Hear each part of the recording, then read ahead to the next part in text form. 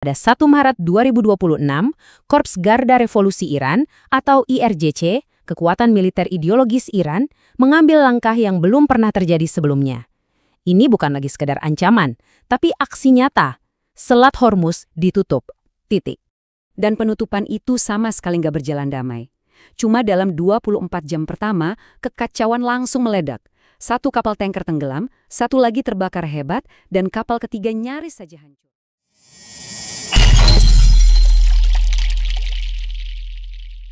Oke, selamat datang. Hari ini kita akan coba bedah sebuah krisis yang benar-benar membawa dunia ke tepi jurang. Sebuah titik panas di Timur Tengah yang punya potensi mengubah segalanya, mulai dari geopolitik sampai ekonomi global. Mari kita langsung masuk. Pertanyaan ini mungkin kedengarannya berlebihan ya, seperti judul film. Tapi coba bayangkan, apa yang terjadi kalau arteri utama ekonomi dunia tiba-tiba tersumbat? Ini bukan lagi drama, tapi sebuah kenyataan yang harus kita hadapi. 20 juta barel minyak. Sebanyak itulah energi yang setiap hari melewati Selat Hormuz. Angka ini bukan cuma statistik biasa loh. Ini adalah bahan bakar yang menggerakkan pabrik kita, mobil kita, ya pada dasarnya seluruh kehidupan modern kita. Dan sekarang, aliran yang sangat vital itu berhenti total, lumpuh. Inilah pemicu dari krisis yang sedang kita bicarakan. Kita mulai dari episentrumnya, sebuah jalur air yang sempit yang kini berubah menjadi panggung konfrontasi global. Jadi, apa sih sebenarnya Selat Hormuz ini? Gampangnya, anggap saja ini urat nadi utama energi dunia.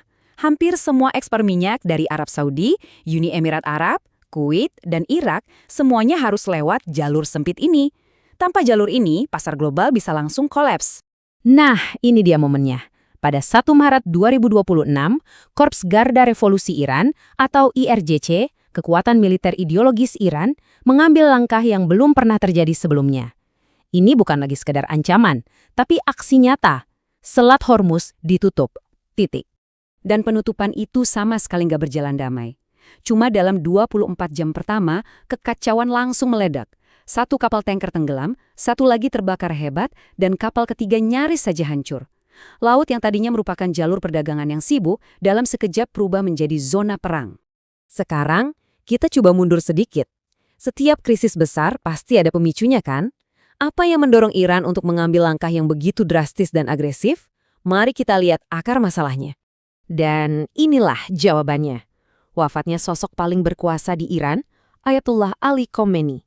Peristiwa ini bukan cuma menciptakan kekosongan kekuasaan, tapi juga menyulut api balas dendam yang membara. Kematiannya perlu dicatat, bukan karena sebab alami. Laporan mengkonfirmasi bahwa Khamenei tewas dalam sebuah serangan militer terkoordinasi yang diduga kuat dilakukan oleh Amerika Serikat dan Israel. Ini adalah sebuah eskalasi dramatis dalam perang bayangan yang sebenarnya sudah berlangsung selama puluhan tahun. Setelah pemimpin mereka tewas, Iran langsung merespons di dua front. Keluar, mereka bersumpah akan ada pembalasan. Tapi di dalam negeri, mereka juga dihadapkan pada pertanyaan yang sangat krusial. Siapa yang akan memimpin selanjutnya? Kutipan ini benar-benar merangkum suasana di Teheran. Bagi mereka, kematian Khamenei bukanlah sebuah akhir, melainkan seruan untuk memulai pembalasan. Sangat jelas pesannya, menyerah tidak ada dalam kamus mereka. Dan respons Iran ini sangat terukur dan strategis. Pertama, sumpah balas dendam di depan publik. Kedua, serangan militer yang langsung menargetkan pangkalan-pangkalan Amerika di kawasan itu. Dan ketiga, senjata pamungkas mereka, perang ekonomi dengan cara menutup Selat Hormuz.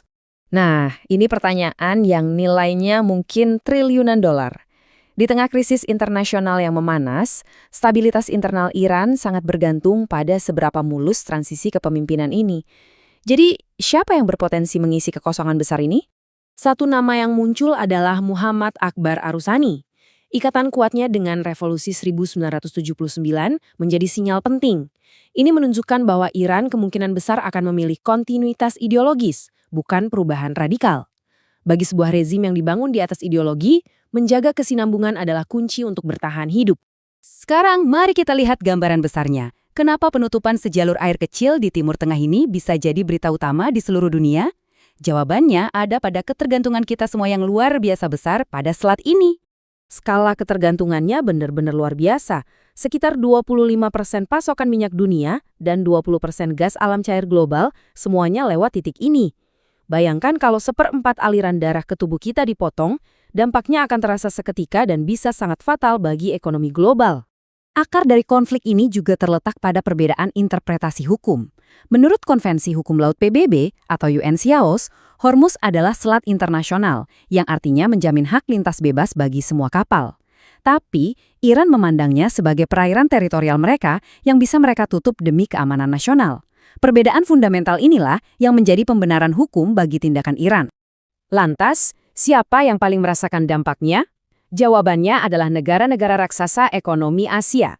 Tiongkok, India, Jepang, dan Korea Selatan adalah importer energi terbesar yang sangat bergantung pada kelancaran lalu lintas di selat ini. Bagi mereka, penutupan ini adalah ancaman langsung terhadap keamanan ekonomi nasional. Kita sudah membahas strategi, ekonomi, dan hukum. Tapi di tengah semua analisis tingkat tinggi ini, seringkali ada kenyataan yang terlupakan, dampak langsungnya terhadap manusia biasa.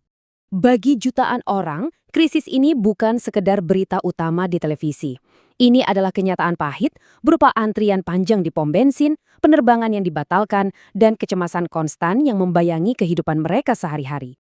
Ini adalah gambaran kepanikan di lapangan. Warga bergegas mengisi bahan bakar karena takut pasokan habis.